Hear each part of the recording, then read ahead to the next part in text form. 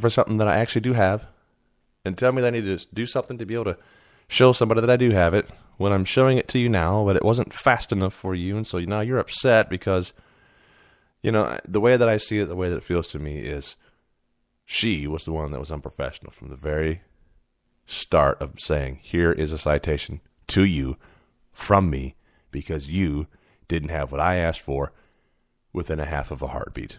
Before I even finished asking you for it, you didn't provide it. And I've looked into the statute that she's talking about, and it says nowhere in there that I have to provide it for you, and there's no specific time frame. It doesn't say, if you don't have it within 90 seconds, and she rolls up, there's a freaking stop clock, tick, go, tick, tick, tick, tick, tick, tick, tick, tick, tick, tick, like one of those old games where, what was that game? You put all those pieces in, and if you didn't get it done in time, they would just pop up, and all those pieces would pop out. It's like there's no time frame. You have to provide it immediately. Why?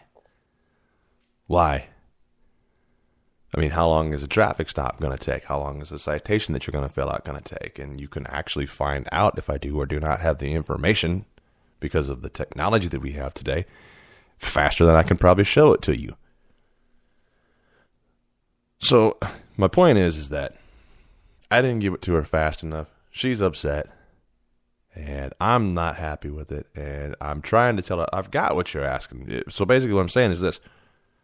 The whole intention was I made an illegal U-turn. You were going to cite me for that. Okay, cite me for it. Be done with it. Don't come back and start telling me you're doing me favors, but give me a citation anyway for something that I already have, that I do have, that I didn't get fast enough for you. If you're going to do me a favor, continue with the favor. Don't just, I'm going to fine you one way or the other.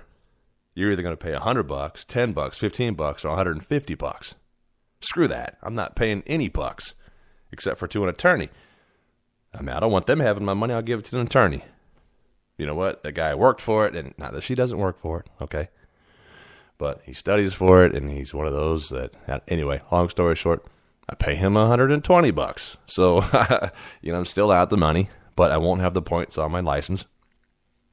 And the ticket will be taken care of because I've never had a citation.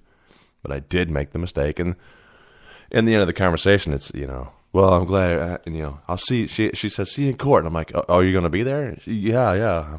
Luckily, everything's recorded. I'm like, what the hell does that got to do with anything? Luckily, it's recorded. This is the highlight of your day, a couple of days before Christmas, is that you have video and audio recording of an illegal U-turn and how you were doing somebody a favor.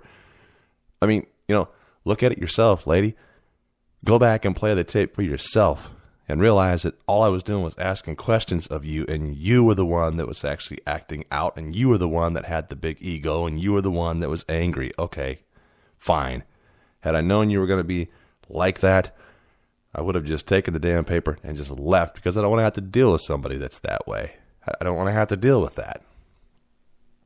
It's not the worst thing. I understand that. So there's going to be a bunch of people who are boo-hoo. Oh, boo-hoo. I'm just saying that if you're saying you're going to do me a favor and you're going to let me go with a warning, because many of us have had warnings, and many of us have had citations, and truth be told, I've been pulled over, I don't know, maybe 4 or 5 times in my lifetime, and I've received a warning for all of them because I appreciate law enforcement. I mean, for what they do, I appreciate it. I understand it. I know that they don't have the best, they don't have a whole lot of love nowadays, but I still respect them. I still appreciate them. I just don't appreciate how unprofessional she was today. And that's why I'm complaining, and that's why I thought I'd talk about this. And then I started thinking now, okay, so for those of you who are going to start giving me shit about it, like, oh, quit crying, pay your money, shut up. Okay, I will. I am. I plan to, but to an attorney. And, I'm sure some of you will go, oh, well, attorneys are worse. All right, well, whatever. That's your opinion. I have mine. You have yours. So I got to thinking there's got to be people who, obviously there are people who have had worse things happen to them. And I just started looking into some for the fun of it. For example, there was a lady that served about, I think it was 4 weeks or 3 months. One of those two. I can't remember exactly, but I know it's a big difference.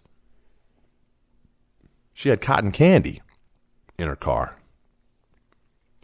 She the police do a search. They test the cotton candy for, I don't know why police are testing cotton candy, but in their drug kit.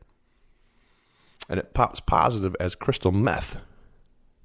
So she's, handcuffed and goes to jail because of cotton candy, where she's been for quite some time. Recently, another lab somewhere else kind of thought, well, you know what, let's test this to see how much crystal meth she actually does have in this cotton candy. And they find out that, whoops, oh shit, it's just cotton candy.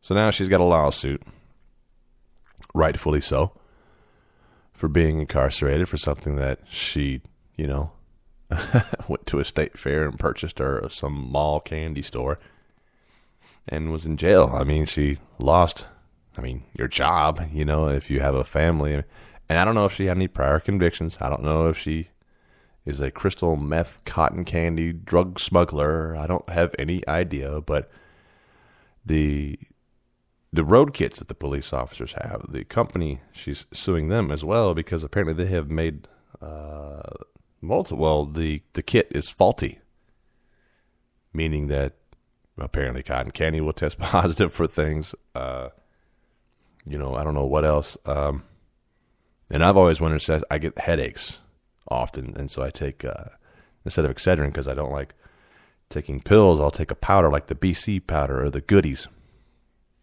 And what a pain in the ass that is to take.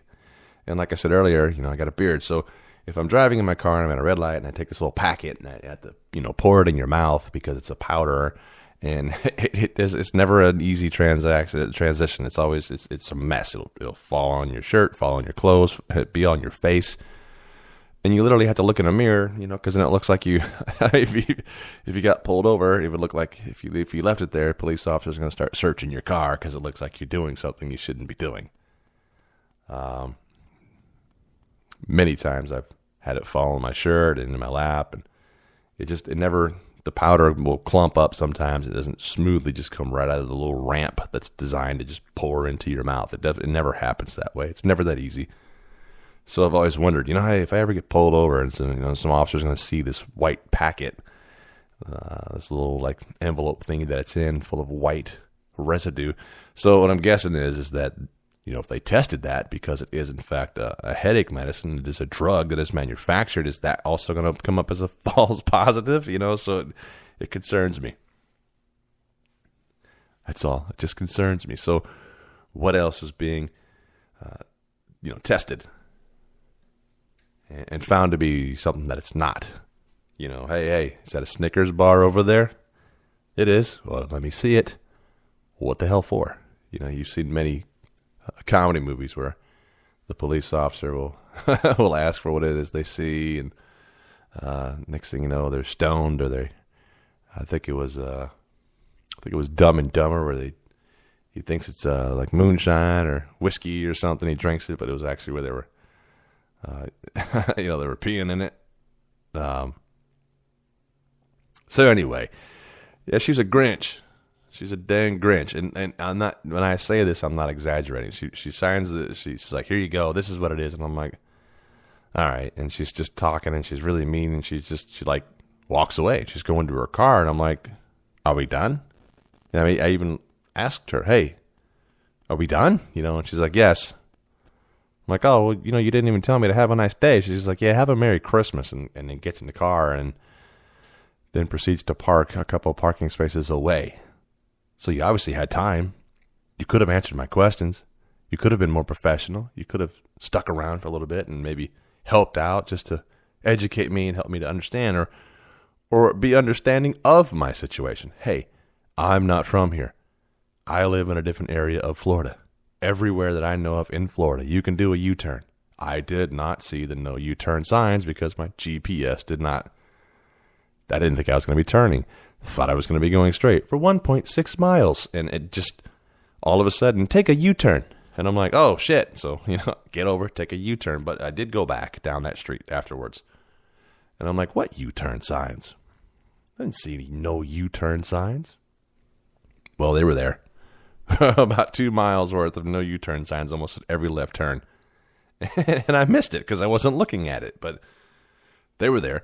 And so, yeah, I made the mistake, but, I mean, it was almost like polluted with no U-turn signs. It was a bad joke on my behalf is what it was. It was just a bad joke. It was just no U-turn, a block away, no U-turn, another block, no U-turn, like shit.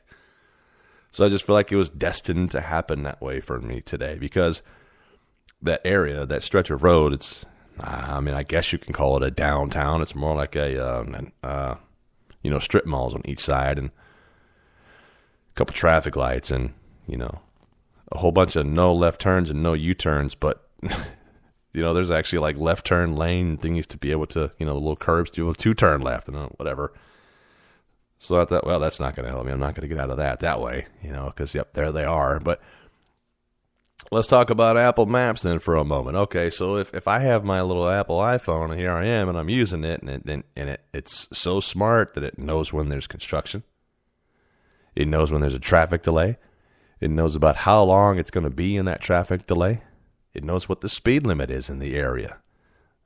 It gives me almost every heads up I could think of. It knows the state road number. It knows the interstate number. It knows all that information, but it doesn't know to not tell. I mean, it couldn't have said, oh, you missed it. Don't take a U-turn here. Go up the street a mile and then turn left.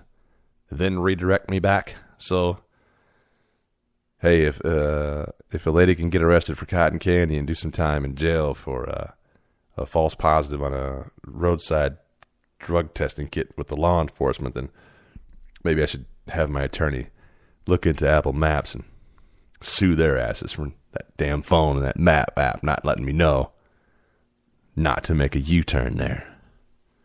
Sue them for the equivalent of $120. That's how much that's how much my attorney is.